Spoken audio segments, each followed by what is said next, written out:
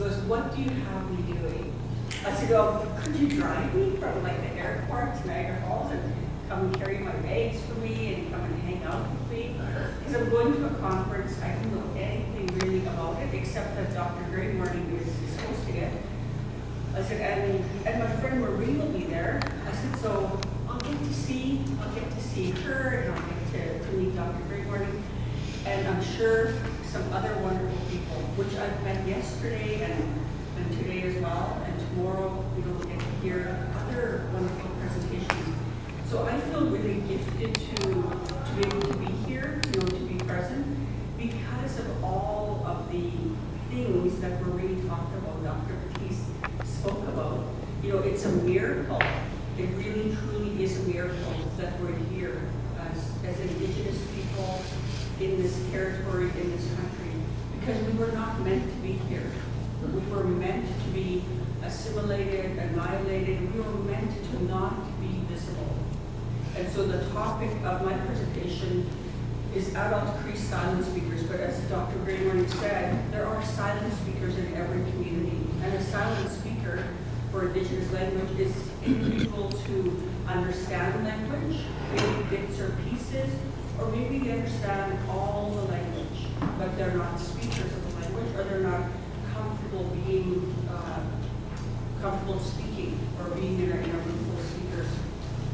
So I've asked my friend at the table here, George, to keep me on track, because this thing is just a decoration. It really doesn't help me do anything.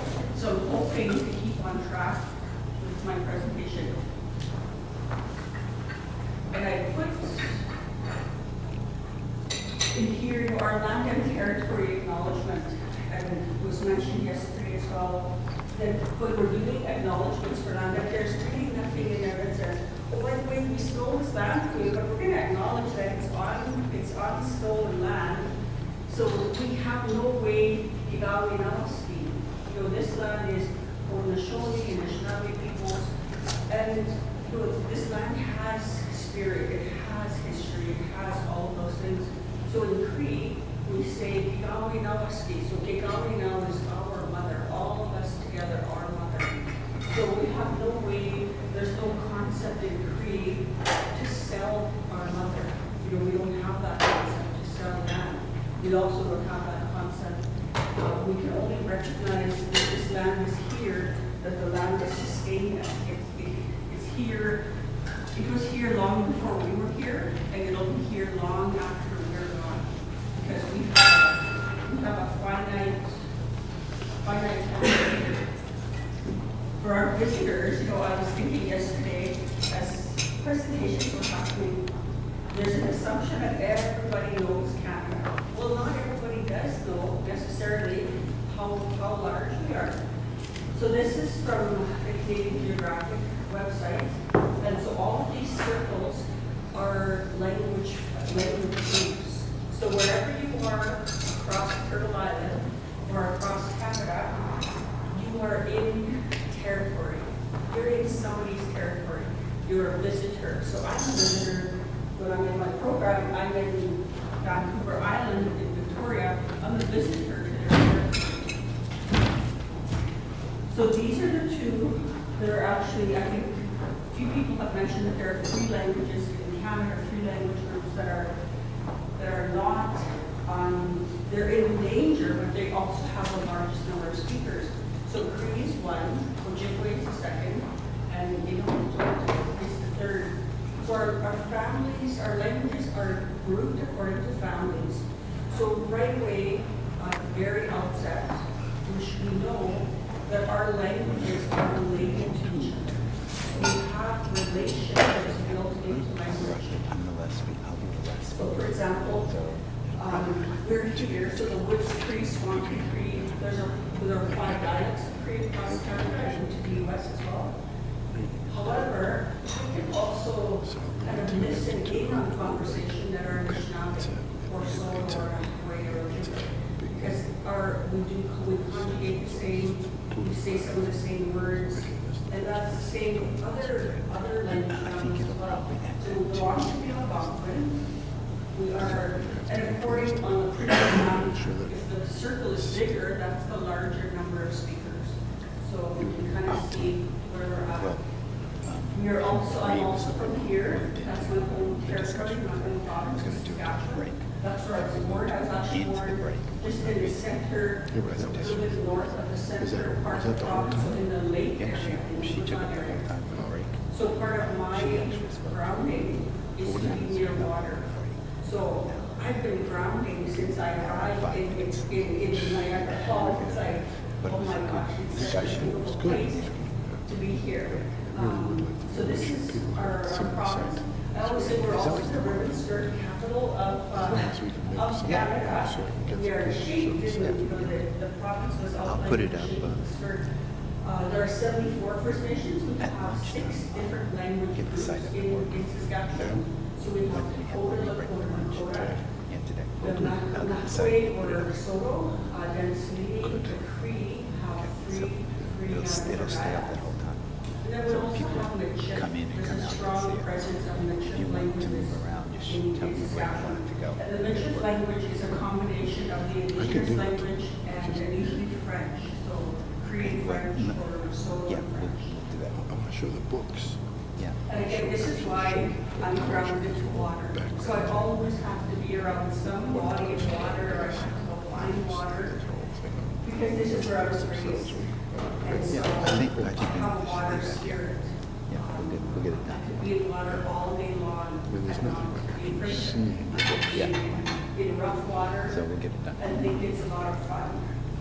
Whereas somebody else who's in rough water might not think it's fun. These are my role models, one of the questions I was asked is, who inspires you? Why are you doing the work you're doing? Well, these are my greatest teachers and my greatest role models. And this is a birch bark that my dad made on that side. And he lived off the land as well. So he was a hunter, trapper, fisherman, spoke the language, had very limited literacy, so he could read very little. But numeracy was his strength. So he understood business, he understood the mathematics, he could get contracts, but he'd have us read all the pieces. And then my mom, on this side, also had limited literacy, but they both pushed really hard for us to pursue education, to stay in education, to make sure we had opportunity to go to school. And I was like Louis as well, I loved school. I really enjoyed it. I didn't go to residential school or boarding school. My older siblings did. They went down the road. By the time we became of school age, there was a school that was trailers, purple trailers that were brought in, so that they brought the teachers, and it was just across the street from us. So I do have this is part of our crew, and so we're always, whenever we get together, and even my partner, we're always laughing. There's always, there's something wrong if there's no laughter going on. It's like, what's going on? So I have a large family. I was part of the foster home system, I guess, in the 60s. So I was seeing my family change because I had a family that I was born into. But then I also had foster families that I was taken to. My communities changed because we were relocated across the lake to another location. Yeah. My legal identity changed because I was Métis or non-status when I first grew up. I didn't know anything about why or how. I just knew that there was a lot of affiliation with the AMSIS or Association of Métis Non-Status Indians in Saskatchewan, and my dad was heavily involved in community development with the organization. But all throughout, my language and culture were intact, or I feel that I was able to hang on to those pieces through this onslaught. So different ways of changing, different ways of making me into a different person, I guess.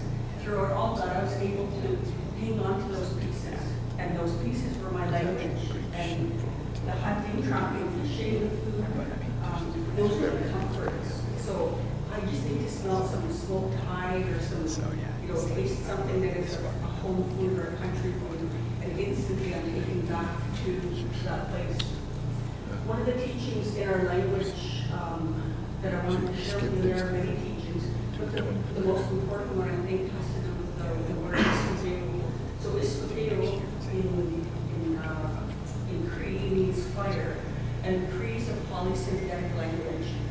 made up of different parts.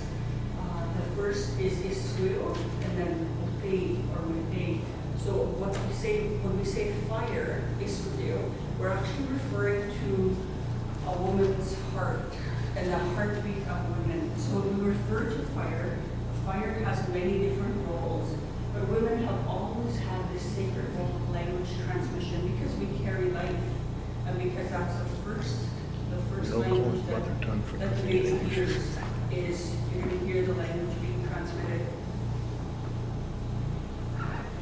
But that's all sort of cut off when we have this thing called intergenerational historical trauma. And, individuals have mentioned it yesterday's session, so I won't go into a lot of details. But I'll just say that I didn't know what it was. I had no idea what this thing was. I just knew, the autism, I knew the alcoholism, I knew the violence, I knew, we didn't really talk about these things. Nobody would talk about history, nobody would talk about ceremony. So I came to university and was learning about our history in university. And so I'd go home and I'd ask questions. Next night, in our language to my dad, because my mom had passed away. And so I would say, did we ever have ceremonies? Like, did we ever have dancing? Did we ever have prayer? Did we ever have matutsan? Did we ever have sweat lodges? He was a very good poker player. He was like, absolutely not. We did not have any of those things. That was not our way. We didn't do that. No, no, no. And so I'm reading my books, and the book said different, but I had a lot of respect for my dad. And so I just accepted it and said, okay, I guess that's how it was. But then I happened to stop it at the track line, and I could smell sweetgrass. And I had taken some psychology classes, so I said, am I going crazy? Am I going into a psychosis? Because now I can smell sweetgrass, but I know we don't practice it. And he said, oh no, he said, it's hanging right there, right above your head. And so then I sat for like 2 hours, cried for 3, listening to the story of how we had ceremony in our family, but it was buried away and pushed away and hidden away because of the force that the church had near RCMP and the Indian agent. And what that meant was that my father and his mom and uncles and everybody else had to leave. They were forced off the reserve to live off the reserve away from the community because they practiced traditional spirituality. So I didn't know that for a long time. But knowing that, coming to university was like one of the aha moments. So when Marie talks about, looking at colonialism and all its many faces, that's where I learned. And I just want to go into how I came into Indigenous language revitalization. I really didn't mean to. That was really not an intention to actually come and do a PhD. I had witnessed, because I worked at the University of Saskatchewan for 22 years, I had witnessed people tortured and people just really paying to be tortured in this system called university to do a PhD. And I just thought, absolutely not. Would I ever be interested in doing anything like that? Do not sign me up. I'm not going to do it. And then all of a sudden came the Masters of Indigenous Language, and I was like, what's this about? What is all this? So Marie was teaching in one of the last classes along with Dr. McIver. So we had 17 students come through. So I sat with students and listened to the classes and sort of helped them with the PowerPoint, helped them do all kinds of things, and then became intrigued with this PhD program that they were going to offer a special case. So my journey started in 2019, and I'm putting it out there in public. I'm going to finish in June of 2024. So everybody's invited to my party. And I really enjoy being at the University of Victoria. It has a whole bunch of student support that being a student and being an employee at the University of Saskatchewan, I know we really lacked on a lot of things. Research. So the history for my study really goes back to witnessing what I was seeing in my family and my community. So because Kika Anthony so I speak my language, but I was raised in my language. I always had my language first. But I was witnessing that people were responding in English. And maybe even at one point in my life when I was taken away from home and in foster care, I had no one to talk to. There was no one to speak the language with. So some of my frameworks, my conceptual frameworks, this is my adopted mom, my traditional mom, Gladys RIVAS. So I'm taking my research and looking at it through historical trauma, but also historical strength and cultural resilience. I'm using this tool called language reclamation to really address historical trauma. That's really my end goal. And so creating safe space to share language, using ceremony and storytelling. So that's really my methodology is I'm going to sit and visit with people, sit and honor their experiences, sit and honor what they have to share. And so I've actually have a mixed method approach. Some of the questions I'm asking is, what are your journeys? What are your barriers? How can we address these through language revitalization, through pedagogy? What's the best way that we can do that? So I did mention I'm doing mixed methods. So I have just last week finished my survey. So I have preliminary findings, and so you're the first group I have to present to. So I was like, sure, I'll come and present. And, last night I was like, oh my goodness, I hope I get this right. So I've recruited using social media because it's all online. So the Kalu is a Canadian Indigenous language network of professionals that are involved in language work. So I've been supported through them. Some of my limitations that people have to be adult, they also have to have access to the internet. There was a 3-week window in August that participants could come on. My findings will be utilized not only for Cree silent speakers, but also for other populations, as Dr. Raymond mentioned. So these are some of my findings. I had 79 people respond to the survey. Most were female, which is not a surprise. And then in here, this is the age breakdown. So when we take a look at where are silent speakers, 40 to 49 years old were 24%, 50 to 59, 34%, 60 to 69 there were 17%.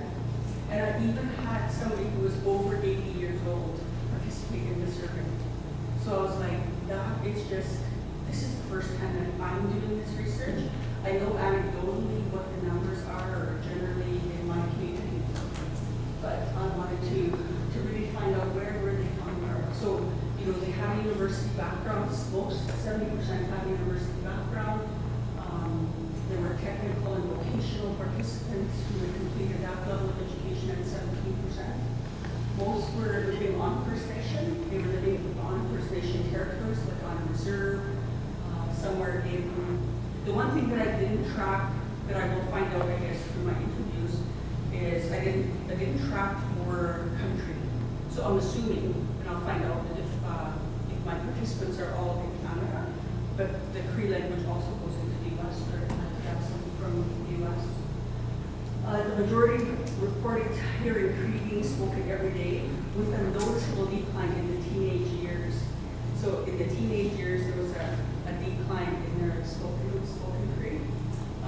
Majority said Cree was spoken by parents, grandparents, and aunts or uncles, so in home environments.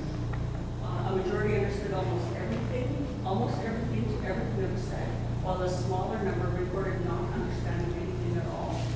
As they got older, they spoke less Cree. Situations where Cree language was being heard was mainly home, community, and cultural gatherings.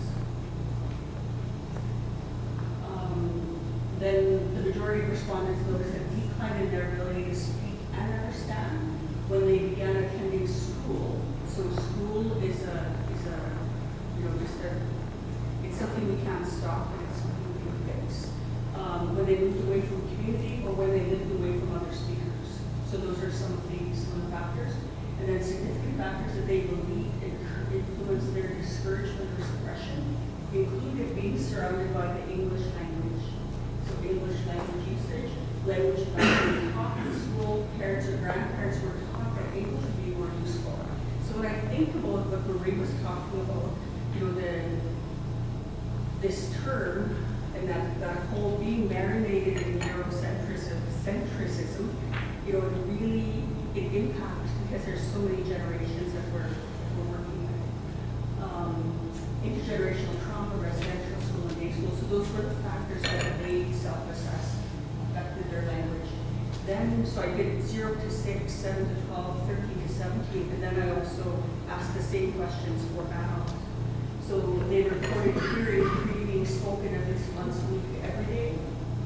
Adults currently reported hearing Cree mainly being spoken by traditional knowledge keepers now as adults, or from aunts and uncles, or parents, or siblings and colleagues, siblings or cousins and colleagues. There was a very low proportion that hear children or grandchildren speaking the language. So as adults, they reported understanding some to everything that is being said, but no one reported not being able to understand anything at all.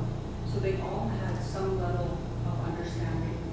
The majority of adults reported speaking Cree or attempting, they're working on speaking Cree at least once a week. They also reported hearing Cree being spoken in the community, at cultural gatherings, at the workplace, and in home. So my findings will be shared out with a number, and I'm using an alternative format for the dissertation. And the University of Victoria IED, Indigenous Education Department, is really encouraging us as PhD students, candidates, to explore other ways of sharing information other than a 500-page document that only you and your committee are ever going to read. And so I'm looking at journal articles, podcasts, a summative research report with an executive summary that I can share that's short and quick, some infographics, as well as contributing to websites and social media, sharing it all that way. So that's my presentation in a nutshell. If you have any questions, Dr. Gray Morning's thinking answer. No, I'm just kidding. I'll have one more slide. I guess I have to recognize that I am being supported by SHIRT. I am a SHIRT, awardee. So I do receive money from SHIRT to do my research and to be working. And I should include this picture of my I have many grandchildren who feed me dad. So this is why we do what we do. I do what I do, not for me personally, but for the generations to come. Maybe say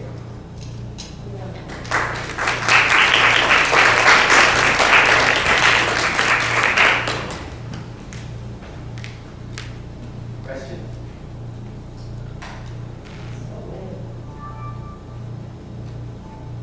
Well, I didn't hear you talk about the literature, what you are gathering from literature, to help to understand what's going on. So many drawing upon, and you're not learning to do your own analysis and people themselves. But what literature was telling something about what you see? I'm actually taking those slides out in my presentation, but the literature that I'm looking at really looks at, there's an article that has come through from Basham Fathom on silent speakers. And so the issue of silent speakers that they spoke about was really what piqued my interest about silent speakers, in addition to, this is something that somebody's actually writing about. So that's the one that I have looked at. There's also a master's project that was carried out, I believe, in Kanawha, not Kanawha, it's in one of the Mohawk communities. Elisha is the last name of the student, and she's a University of Victoria grad as well. And then First Peoples Cultural Council has written, they've actually created a silent speakers program. So when I take a look at what has been created already or what has been written about, there's really nothing, there's no literature around silent speakers for Cree. So I'm looking at other language groups to sort of hear and learn from their experiences. But I'm framing sort of everything, I guess also within Joanne's work, Joanne Archibald, and maybe Kovac, and really taking a look at maybe our ways of knowing. So looking at language, looking at adult Cree silent speakers from this space that hasn't had very much room in the library, but it's slowly growing. So maybe Kovach's work, Sean Luxon's work, research ceremony, and just taking a look at, how can we, do we need to go outside of where we are to affirm our own language experiences, or can we share what we have here and say, this is what we have, and this is where we're at. So I don't know if that answers some of your questions. Well, in a way it does, I guess, but one of the things I'm thinking of is, I'm one of what you have there. And I think that there are those social, economic, political factors outside of, the decision, these aren't decisions we make. These are factors that create the decisions we make. And so we need to analyze it from within the factors that create the decisions that seemingly are made, that often are those that are embedded within power structures and the systems that we're living within. But other than that, there are then things that are linguistic and otherwise might be called psychological linguistic. In other words, how you then begin to speak English and think in English, to think now in another language with new connectors that need to be socialized in a manner that helps you understand how to put a word together so that you're not just repeating all the words you heard, but actually can create a word that's new. Mm-hmm. So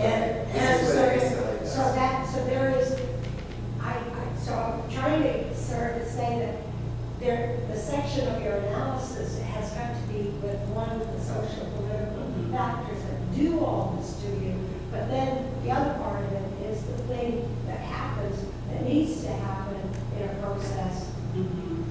But then there's So more. without taking up a lot of time, Russ was in one of my classes last year, and when he left the class, he said, "This is amazing, they are creating language." Did you not say that? I did. And I've had students create words in my classroom that I then can take down to the reservation and go, "Hey, what do you think this word is?" And they hear it, they go, "Oh, that's a treadmill." Even though there was never a treadmill in the language before. So students actually will create language the way children create language. And that's what ASLA does. And ASLA also brings out, I've say this in a lot of workshops, right from the very beginning, it will bring out those people who can hear and understand the language but don't speak it, because it retrains the brain to approach language in a much different way, the way a child does. Thank you. Thank you, Dr. Fraser. I'm wondering, do you have an idea, do you ask people what language they internally think? Because my interviews are starting when I get home. And so those will be some of the questions that I ask. So we have this survey, we have all these general questions that have been answered, but what really happens, like what's really going on? I mean, I can't sit and put somebody's brain on an x-ray. So I asked that question of the Hawaiian speakers. I interviewed I think there were 12-year-old children that had gone through the immersion system, and I actually have it on film because I film everything. And I asked him that question. He said, "Well, when we speak Hawaiian, we think in Hawaiian. When we speak English, we think in English." It's that simple, from the mouths of 11 and 12-year-olds. So in other words, your silent speakers are likely thinking in English. So maybe translate, have the block of how to translate to something. Is that possible? Even for your mother tongue? It could be possible. Yeah. So a related point or suggestion or idea, when I felt like I was finally getting fluent in Vietnamese, I started to dream in Vietnamese. So I'm wondering if you might have dreaming as part of your understanding. So it's really bizarre for me to dream Vietnamese. Yeah. Interesting. Thank you. Well, I've had a student in my class who was a filmmaker who came in and he said, I had a dream, and in the dream, he was a filmmaker. He said, in the dream, Kevin Costner was at a podium and he was talking Arapaho, and I was the only person in the room that could translate it. Now, what was interesting was, he said, in my dream, there was a word that Kevin Costner said that I didn't know what it was in my dream, but when I woke up, I knew what the translation was. That never happens in real life. Thank you.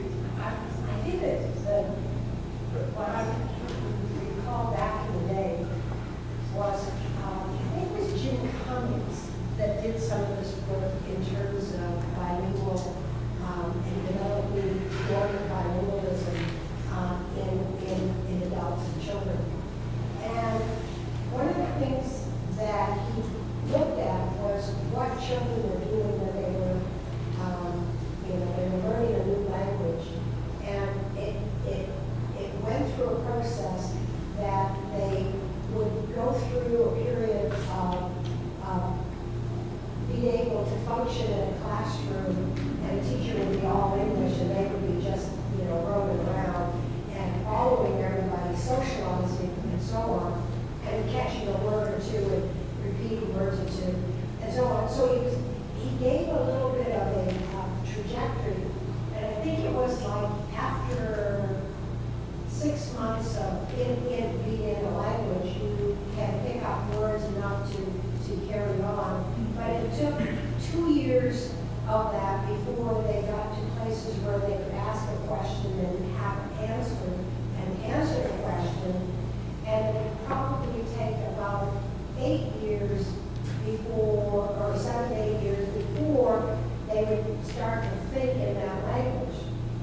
Now, that was important to me at the time because I went around the room and said to everyone who was a second language speaker, when do you remember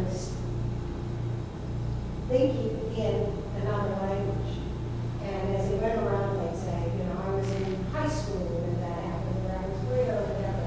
And people would pause and say, no, I still think in my original language. I still do. So, but it depended on where they were getting their education or what year they started with English in their learning. So it's really an important thing to think about if that's the trajectory to learn English.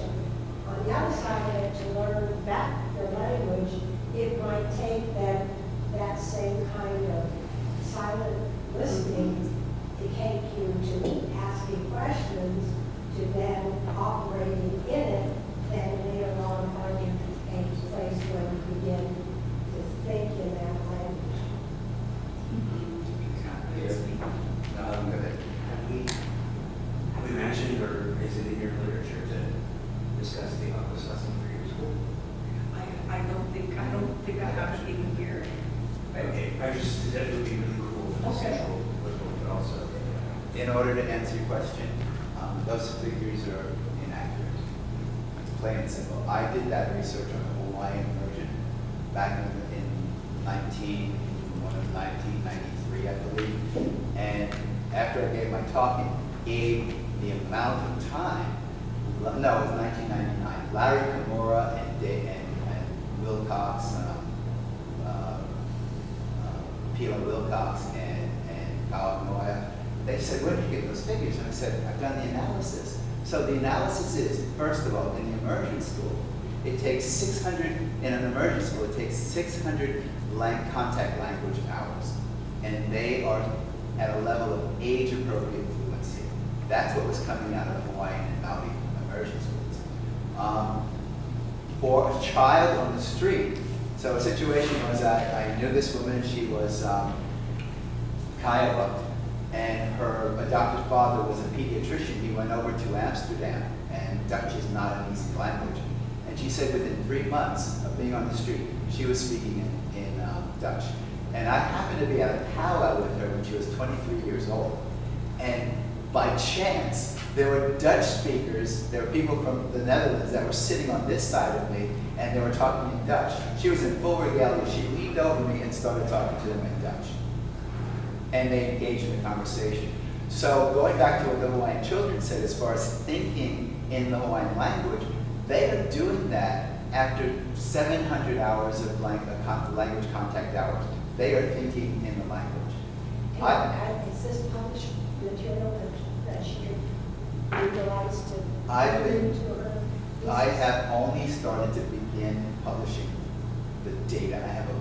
I have a warehouse of data over the years, and I've only begun recently to start publishing that stuff.